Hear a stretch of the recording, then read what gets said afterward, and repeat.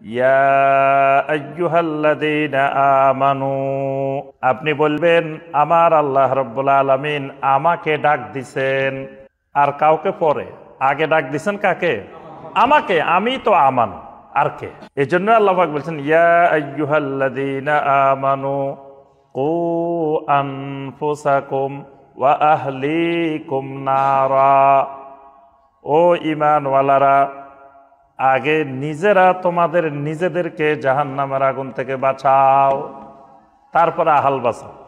অন্য কেউ বাঁচলো কি বাঁচলো না ওইটা আমার এত চিন্তার বিষয় না, কিন্তু আমরা অন্যকে নিয়ে যে চিন্তা করি নিজেকে নিয়ে সেই চিন্তাটা করি না। অন্যের দোষ ত্রুটিগুলা যেই হারে দেখি নিজের গুলা সেই হারে দেখি না, কিন্তু আমাদের দেখতে হবে নিজের দিকে, নিজের গুলা নিয়ে চিন্তা গবেষণা করি, অপরের গুলা চিন্তা করার সময় কই।